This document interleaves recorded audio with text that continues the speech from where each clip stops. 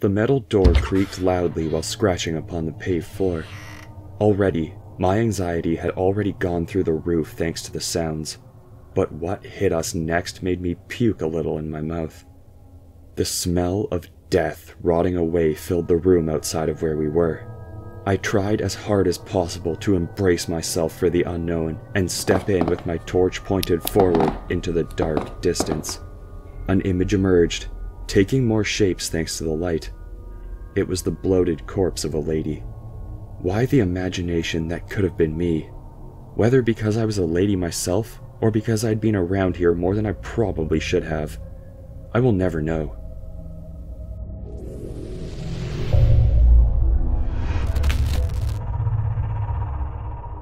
My experience with a certain farmhouse with a dark history is one I can't really unfold.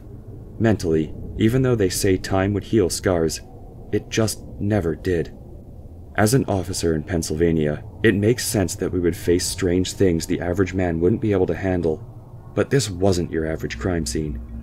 It first occurred on a Friday night at about 0200 hours, and I was patrolling my shift as usual, waiting for a dispatch call about something unusual, different and exciting. Perhaps I jinxed myself. "Dispatch to 1034, the Sarge called in. 1034, go ahead, I replied as usual. "We just got a 911 hang-up from a landline that's coming back to 246 Patch Lane. Can you go check it out?" 10-4, en route. Without thinking too much about it, I was off on a mission. I stopped a good distance away from the location because I didn't want to scare off any intruders, or have them prepared. This was basic officer training, and in any case, the location took me to a rural area with not much of a road other than gravel grounds. I headed out in search of where the 911 dial could possibly have come from, when I came upon a ghost farmhouse straight ahead, with not even a single source of light. Here, it was quieter than usual. I could hear my footsteps approaching the building loudly. On closer inspection, the farmhouse appeared to have been sealed off and abandoned. Windows sealed, doors locked, and no trace of recent human life being around here. This made me confused as to how anyone could have even made a call from here with no electricity. 1034 to dispatch. Dispatch, go ahead. I'm at 246 Patch Lane. Can you confirm this is the address? Stand by. 1034, yes, that's the correct address. Do you need backup? Negative. Appears nobody is home, but I'll update. I took one last look around to confirm my suspicions, just in case. 1034 to dispatch. Dispatch, go ahead. It looks like this house is abandoned. I think the 911 hang-up might have been some wires crossed. Clear me, no report. 10-4. And I was soon off to grab a coffee, thinking nothing about it. On reaching the popular 24-hour open gas station in the community, I ran into two of my colleagues who were there on duty as well, but stopped by for a coffee. I approached them, looking them straight in the eyes, as I knew from the moment they saw me, I became a topic for them. They didn't even let me utter a word before letting their curiosity take the best of them. So how was the trip?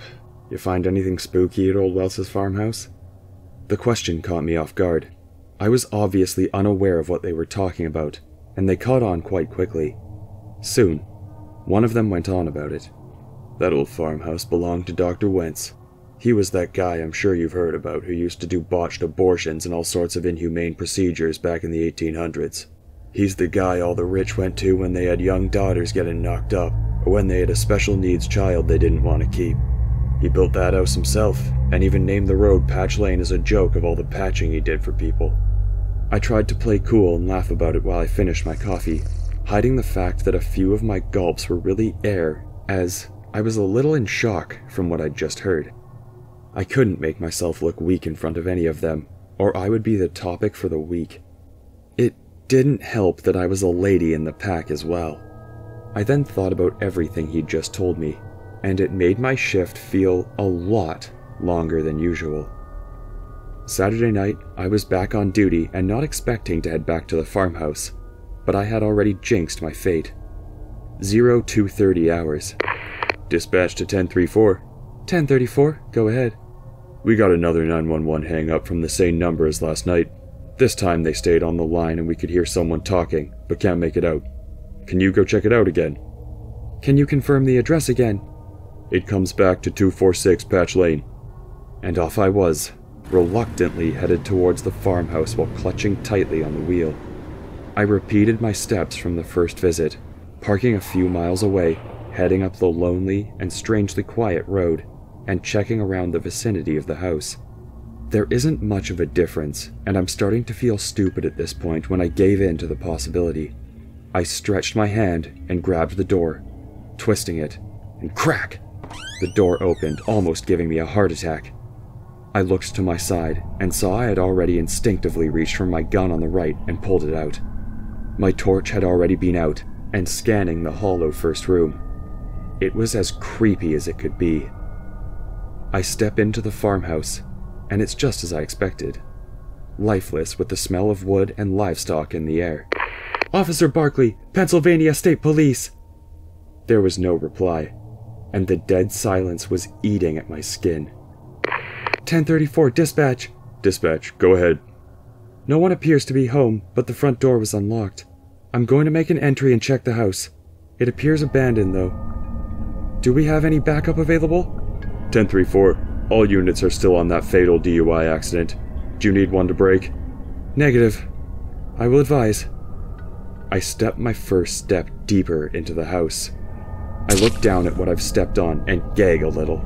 Bugs and critters are littering the floor, and the more steps I make, the more crunching sounds I hear. The building looks like it hasn't been used for decades, if not more. Nothing is functional, just dusty, rusty, and filled with webs. I do a thorough search of the house, rooms, closets, up the stairs, and down. Negative. Not even a single sign of life. Unless the spiders count. I then head downstairs to discover a basement with several small passages. There's a room with a large metal door, but it didn't really occur to me to check on this room because of the state it was in. It appeared to have been abandoned, and for several years. The door handle, padlock, and keyhole were all rusted and filled with spider webs. Definitely hadn't been touched for ages. Once again, I leave the building untouched and head out for coffee where I meet up with the officers from the DUI crash. Amongst them was a guy I've known for the longest. He was a fatherly figure to me. We talked about our duties, about the crash, then about the farmhouse. There, I learned more about the mysterious ghost house.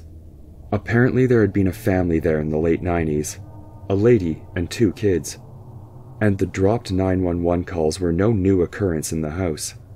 He mostly would answer the call, but even the family couldn't explain why as they never made any calls. Eventually, in less than a year, they moved out and no one ever rented the building again. We laughed it off, and I was more assured it was just a faulty connection issue with the house line. Sunday night, 0300 hours. Dispatch to 1034. 1034, go ahead. Hey, we have another 911 hang-up from 246 Patch Lane. Are you able to go? Yeah, dispatch. I cleared that house last night, and I didn't even see a landline telephone in that house. Stand by. 1034 to Sergeant Oakley. Oakley, go ahead. Hey, Sarge, did you hear this call? Do you need me to go, or can we clear it? 1034, just drive by.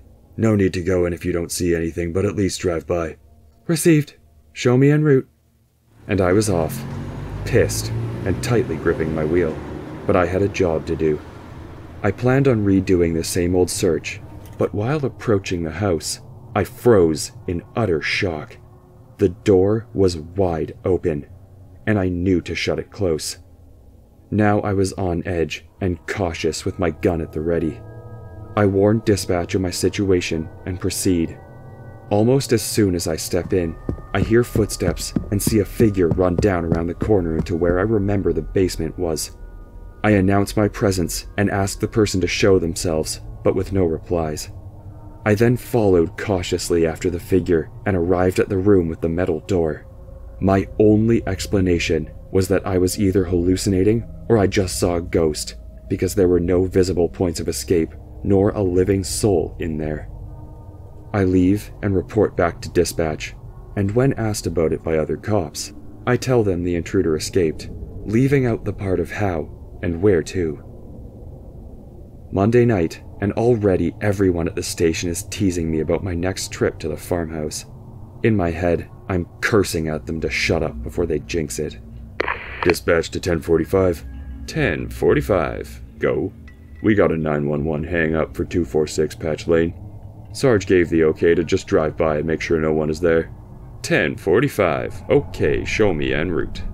I was beyond grateful that it wasn't me this time, but it was the officer who had been to the house in the 90s, and I had this feeling he would call me along. Which he did. I got a text from him asking me if I could come along, and sure as hell, even though I was pissed beyond dispute, I took the call. We arrived there at the same time, thankfully, and together we went through the house once again, making sure this time we didn't miss anything. We eventually arrived at the basement, still creepy as ever. As we entered the room, the first thing I noticed was that the lock on the metal door was gone, and it was open now. I froze, not knowing how to react to this, my nerves on the run, and the hair on my nape on the rise as I instinctively knew this could not be good. My partner himself looked confused. In our recent talks about this place, I had told him it was locked, and with the look on his face, I knew exactly where this was going. We went over the details about why the door was even open in the first place, and eventually, he went for the handle. I crossed my fingers and hoped some psycho leather-faced man with a chainsaw wouldn't come running at us from the inside. The metal door creaked loudly while scratching upon the paved floor. Already, my anxiety had already gone through the roof thanks to the sounds. But what hit us next made me puke a little in my mouth. The smell of death rotting away filled the room outside of where we were. I tried as hard as possible to embrace myself for the unknown, and step in with my torch pointed into the dark distance. An image emerged, taking more shape thanks to the light. It was the bloated corpse of a lady. Why the imagination that could have been me, whether because I was a lady myself, or because I had been around here more than I probably should have, I will never know. I tried my best to remain cool, repeating in my head, "This is your job for a reason." A coping mechanism, if you may call it that. My partner moves in a little to examine the body, but from a first look, I could tell the kill was fresh, and the deed had only been done about 2 days ago. That didn't make sense at all. I knew for a fact that this door had been locked up for ages. Well, I'd believed so at least, so it didn't make much sense how this could have ever happened. We head out to clear our minds and lungs, then call in for backup and medical examiners. They get here quite quickly and begin work. They process the scene and take away the body. Amidst all of this, I find a medical expert on the job to question how long the body has been there. We almost get into an argument as he says, "Officer Barkley, that isn't our job to explain. We are just telling you that this body has been laying in that exact position, in that room, for between 3 to 4 days. And I could swear those locks looked completely rusted and in bad shape from the night before, so there was no way that could be true. Right? Now I'm left wondering if I'm delusional. Either way, I was expected back on the scene tomorrow night, and every inch of my body was telling me I should never return here.